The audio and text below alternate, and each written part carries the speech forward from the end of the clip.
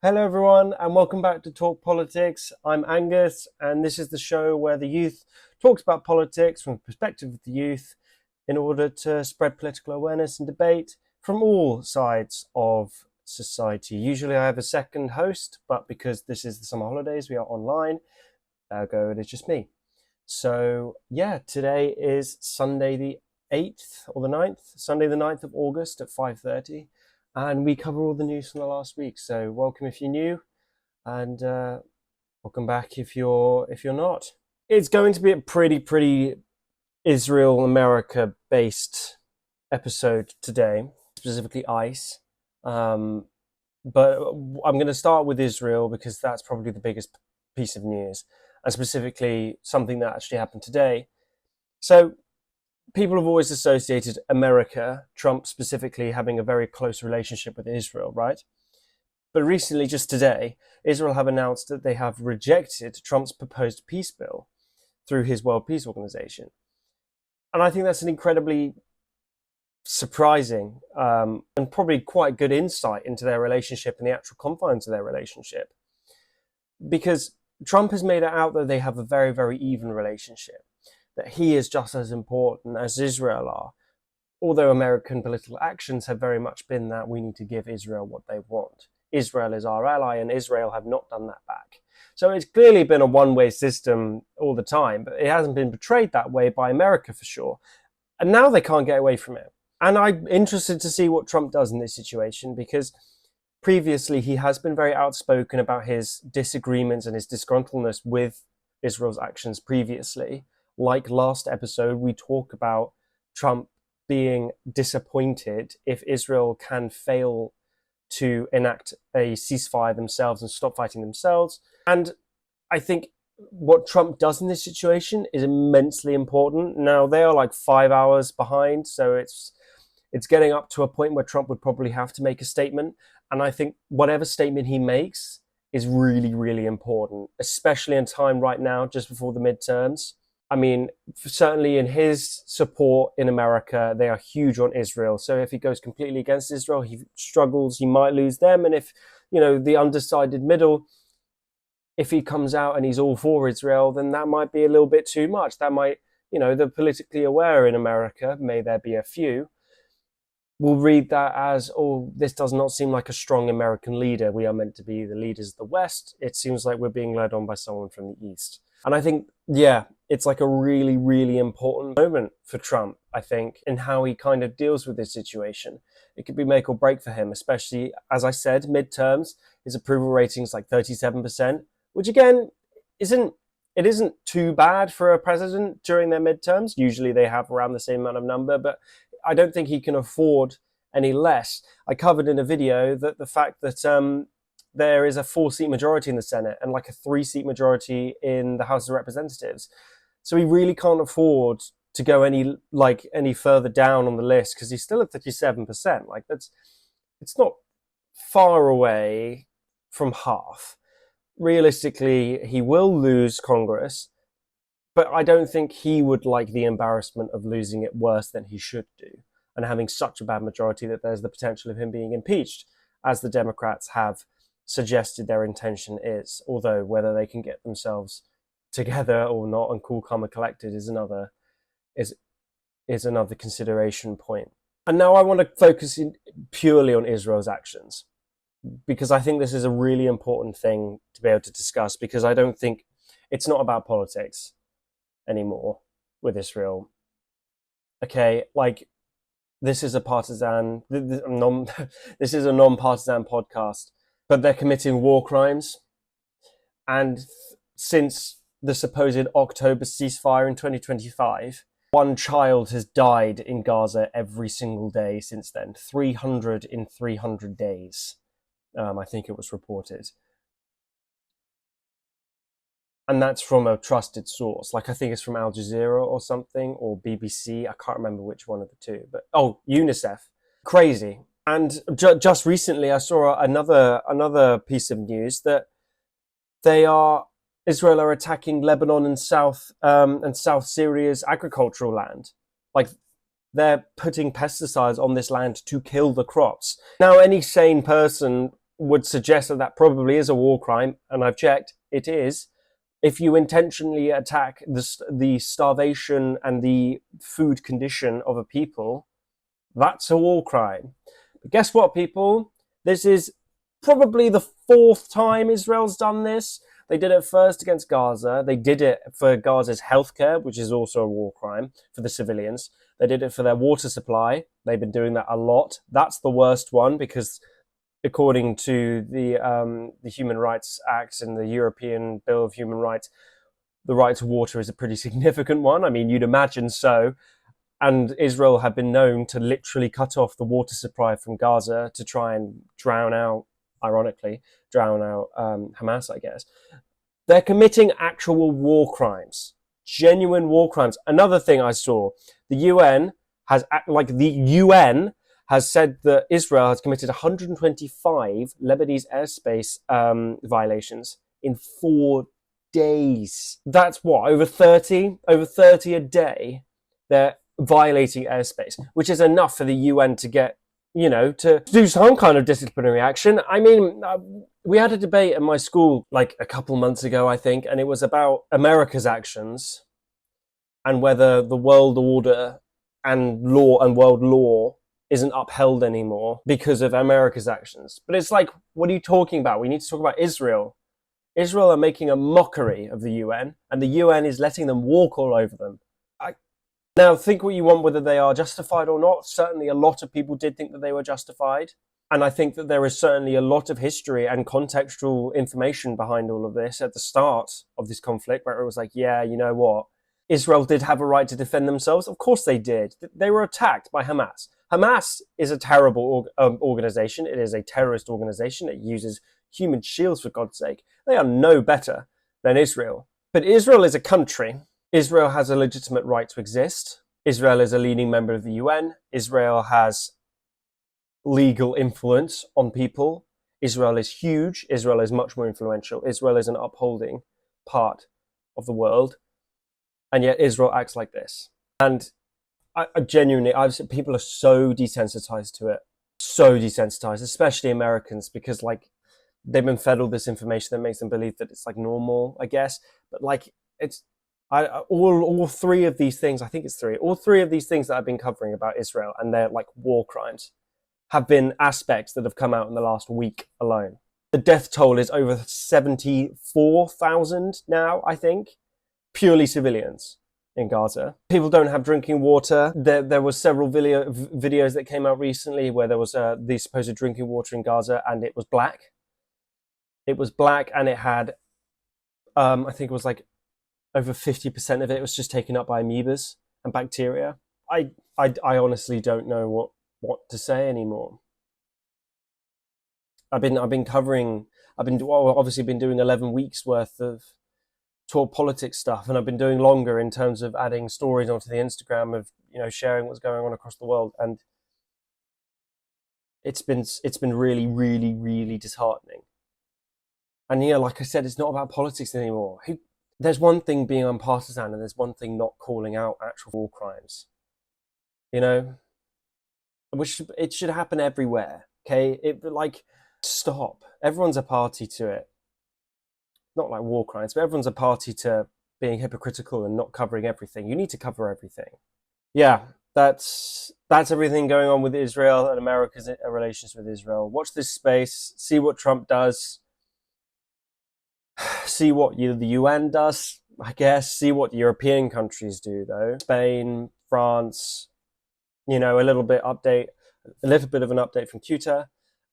Italy and Spain have genuinely gone on a little bit of a feud. I mean, there's travel bans because Italy calling out and saying this was a call for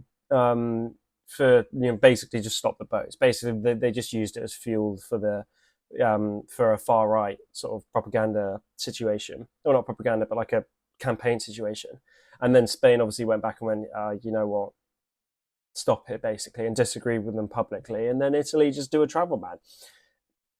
That's a weird piece of information. That's a quick break from the Israel information. But what I'm going to talk about next is a little bit in ICE. We also talked about ICE last week, I think.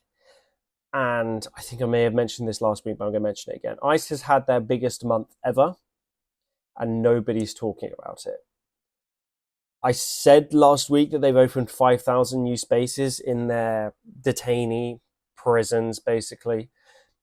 And over the last week, just so much more information's come out. I don't think anybody's died. I don't think anybody's been killed. But one thing that did come out was that Haitian from Haiti, immigrants from Haiti are now being given ankle monitors, but like legal immigrants who have gone to ICE and proved themselves to be legal have been told to wear ankle monitors just in case. I don't think ICE is allowed to do that, but that's what they're doing. They've made over 1,400 arrests every single day. I mean, at this rate, America's just going to run out of any diversity. We're going to deport them all. But where are they? They don't have the space. They made 5,000 new spaces total the other day, which means that, what? They have enough to supply for 5 days worth of July's intake. Where are they putting all of these people, is my question.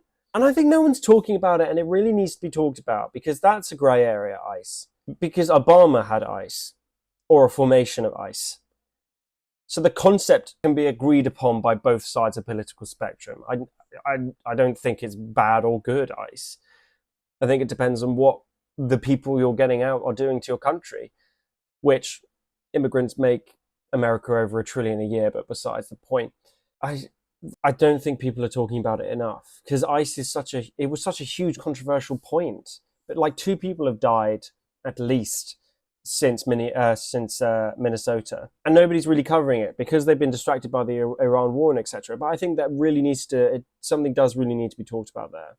Certainly the 1,400 arrests, because that's so many people. I mean, it's like, I'm a huge nerd. I'm a huge geek. I love comics and stuff, and countless stuff. And I've got people that I watch online doing comic reviews, and then they go, I'm really sad to say that my friend's been taken by ICE recently, and I'm going to be stopping content for a while because I've got to do a legal battle to get them back.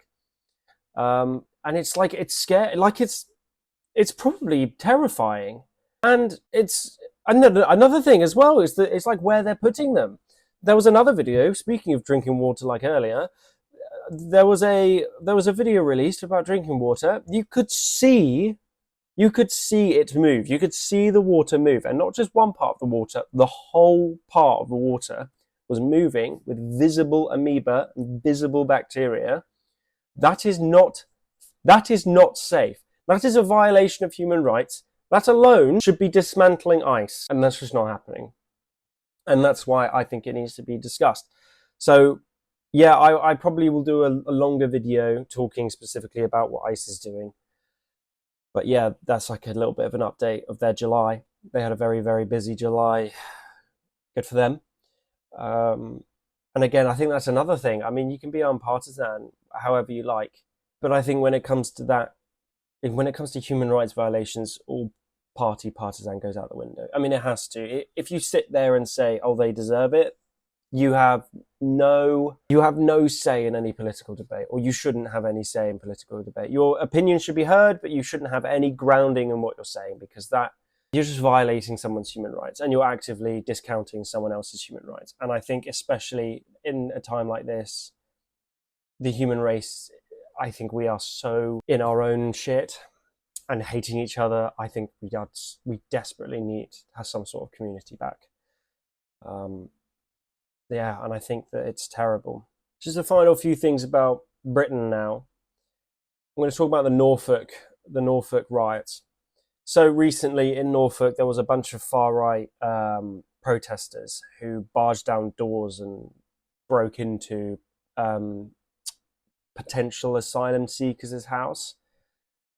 And it got so bad that the government was evacuating people from Norfolk. And in light of the Island riots, the Newport riots way back, what are we doing? Because regarding whether you think it's right or not, because I'm not going to cover that, okay? My question is, what do you think is going to happen? And I get it's a hatred thing, but you're just putting yourself up for arrest, and you're like fueling the narrative against you. Same with the left. Like, in political debates, both people from both sides of the political spectrum don't let the other talk. Politics is not politics anymore. It's just shouting. It's shouting, getting angry. Political violence has no place in anywhere. Anywhere. I've said this like 3 times now on the pod. I've gone on a tirade about it. But it's really, really passionate. I'm really passionate about it because it really upsets me, especially people my age. Terrible at it. Can't listen for the life of them.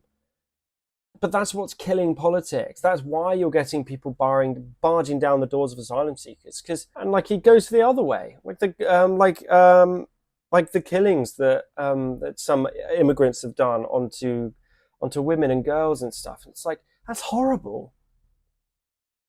But then you make yourself just as bad by barging down someone's door and scaring the living hell out of their family, their young family, in some cases. You know, like ICE, for example. You're afraid that illegal immigrants are going to commit crimes and do terrible things to your family. And yet you take them, you put them in places and you give them water that wouldn't even be fed to a wild animal.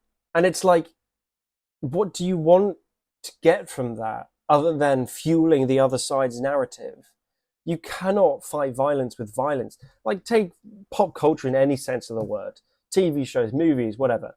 When has a movie ever taught you that you should fight violence with anything other than compassion? And the last resort, if they are actually going to threaten your life, to then use violence yourself. Excluding superhero movies, where it's idealized. Why be so violent back? What does it give you other than an outlet for your own discrepancies and your own angers? Because the people on that side, immigrants, for example, are just going to be so scared that they're going to hate you, which is going to make you want to hate them more. Someone's got to give. And right now, it is the right that is being significantly more aggressive. I mean, the Norfolk stuff, the Ireland stuff was crazy. Edinburgh, the killing in the killings in Edinburgh, and I get that it's just me, and I'm definitely just ranting on, and nobody's going to watch this, but it's just really sad. But you know, moving on to our good news of today's episode, which is Andy Burnham pledging. Well, I mean, yeah. To be fair, good news. He is pledging that he's going to create more pathways for technical jobs for 14-year-olds in the country. We are in a period of time where over 2/3 of the country are trying to go to uni every year, and that used to be like 3% of people. The notion that if you go to uni, you get a job is no longer there. Then the reality is now, if you go to the top 3 unis in the country, or top 5, top 8, whatever, then you will get a job. Or if you become a specialist in something, then you will get a job. That is the reality now. The notion and the reality is not just get to university. So everyone's trying to get to university, and that's why that's why there's no graduate jobs, because it's similar to the horrible situation in India, which I should really cover completely in a video, where the medical situation, where they open up more spaces in medical schools, and then the system around how many people get in, it's like 500 or something. It's like terrible. People are killing themselves because they're not getting in, because they're dedicating their whole life to this, and the only way to get in is through that. So 16-year-olds are revising their life away for something that they might not even get. Like a 0.5% chance, the amount of people that take those tests in India. And it's like, we cannot go down a similar route in Britain. We cannot go down a similar route. So he's opening up lots of technical, like sort of apprenticeship jobs for specialist technician jobs. And he's going to make it available for 14-year-olds. So that's some pretty big news from Andy Burnham the last few weeks. And so thank you so much for listening, guys. It has been a very depressing episode. Lots of rants, lots of what are you doing, mate? But hopefully, you said, it's for the youth by the youth. When we are not youth, maybe we can do some good. But, you know, listen to the other side. Always listen to the other side of the political compass, because it always informs your own opinion. You will never end your life with the same opinions you started with. So thank you so much for listening, everyone. Please like and subscribe, and go follow on the TikTok. Go like on the TikTok. If you're on TikTok, hello. So thank you so much, everyone. It's been really lovely. As much as it doesn't sound it, certainly on this episode, it's been really lovely doing this. Yeah, it's been great. So thank you so much for all of your support. It's been lovely seeing all my friends give me so much support, and please, if you could share it around, that'd be great. So thank you so much, guys.